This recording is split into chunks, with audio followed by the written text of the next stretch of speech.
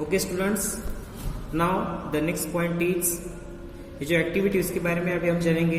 Try to observe eggs of the following organisms. आपको इन animal, ये जो आपने जो एनिमल्स के नेम थे इनके एग्स को क्या करना है, आपको ऑब्जर्व करना है। ठीक है, फ्रॉग, लिजर्ड, बटरफ्लाई और मॉथ म्हणजे फुलपाखरू butterfly. Hen and crow are or any other bird where you able to observe eggs of all of them make drawings of the eggs that you have observed। आपको क्या करने का है, तरह तरह के जो एनिमल्स, जो यहाँ पे बर्ड्स है, यहाँ पे हेन है, ओके, यहाँ पे बटरफ्लाई है, मॉथ है, इनके एग्स को ऑब्जर्व करना है और आपको जो ऑब्जर्वेशन, आपका जो ऑब्जर्वेशन है वो आपको आपके नोटबुक पे लिखना है। Okay, it is not compulsory. Now the next point is the egg of a few animals are easy to observe because their mother laid them outside their bodies। कुछ एनिमल्स के जो एग्स होते हैं उनको observe करना बहुत ही easy होता है, क्योंकि ये जो एनिमल्स है ना वो एग्स फीमेल के बॉडी के बाहर देते हैं। These are examples of oviparous animals। These are examples of oviparous animals। oviparous animals की एग्जाम्पल है जो एग्स आपने क्या करते हैं, फीमेल के बॉडी के बाहर देते हैं। But you will not be able to collect the egg of a dog, cow और हैट। किसी ने डॉग, काउ और हैट के को कलेक्ट किया है क्या? नो।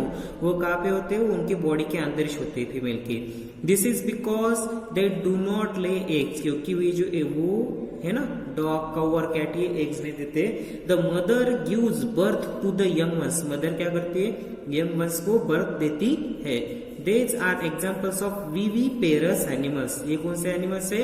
ये viviparous है, जो डायरेक्टली अपने जो उनके इंडिविजुअल्स है उनको जन्म देती है।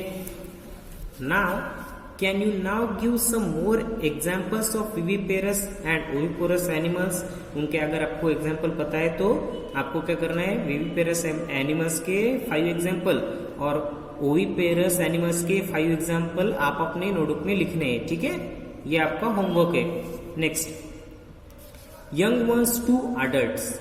The new individuals which are born or hatch from the eggs continue to grow till they become adults. Yes, जो न्यू इंडिविजुअल्स क्या होता है, बोर्न होता है और हैच फ्रॉम द एग, जो बाहर निकलता है एग से, उसकी ग्रोथ होना स्टार्ट हो जाती है। जैसे कि ये कोंबडीचं पिल्लू, त्याची बर्थ जे आहे ना ते होत राहते, त्याची सॉरी उसकी जो उसके बॉडी का जो स्ट्रक्चर है वो डेवलप होते रहता है। In some animals, the young ones may look very different from the adults। कुछ एनिमल्स में जो यंग वंस है ना वो अडल्ट्स की तरह दिखते हैं और कुछ एनिमल्स में जो यंग वंस है ना वो अडल्ट्स की तरह नहीं दिखते। Recall the life cycle of the silkworm. ठीक है, सिल्कवर्म के बारे में अभी हम सोचेंगे। उसमें उसके लाइफ साइकिल में कौन कौन से स्टेजेस है सिल्कवर्म पे? सिल्कवर्म के सबसे पहले एग्स यानी अंडा होता है, उस अंडे से लार्वा निकलता है। लार्वा म्हणजे काय? त्या सिल्कवर्मची अळी। ओके, और कैटरपिलर से क्या होता है? उसके बाद फिर कैटरपिलर से क्या बनता है? प्यूपा बनता है। प्यूपा से ओके, प्यूपा से अडल्ट बनता है। ओके, लार्वा और कैटरपिलर। ओके, उसके बाद प्यूपा, उसके बाद adult. You studied in class 7 frog is another such example। तो फ्रॉग जो है ना ये इसी तरह का ऐसा, ये फ्रॉग की क्या है, लाइफ साइकिल है फ्रॉग की, जैसे कैटरपिलर की होती है। देखो, सबसे पहले फ्रॉग्स के अंडे से अर्ली टैडपोल बनता है, अर्ली टैडपोल से ये ऐसा लेट टैडपोल बनता है और उसके बाद ये ऐसा फ्रॉग बनता है। ठीक है, this is the life cycle of frog. Observe the different stages of frog starting from the egg to the adult stage। We find that there are 3 distinct stages, that is egg, tadpole and adult। These are 3 stages of the frog। Don't the tadpole look so different from the adults?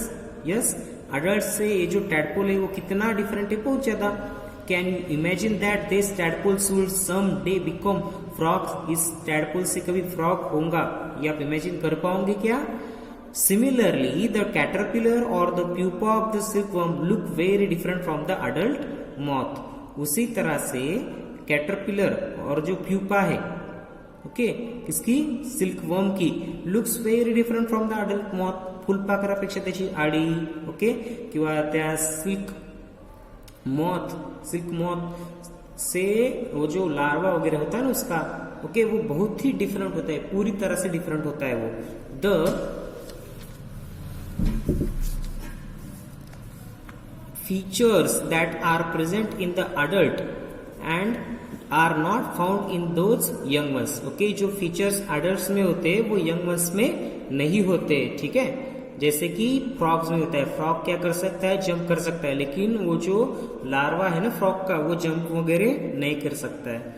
Then what happen to the tadpole और caterpillars thereafter, तो ये जो है ना, ये एक से early tadpole बनना, उसके बाद लेट टैडपोल बनना, ये उसके बॉडी के सर अंदर ऐसे कौन से स्ट्रक्चर्स आ जाती है, इसके पीछे का रीजन क्या है, इस तरह से इतना बड़ा चेंज होना।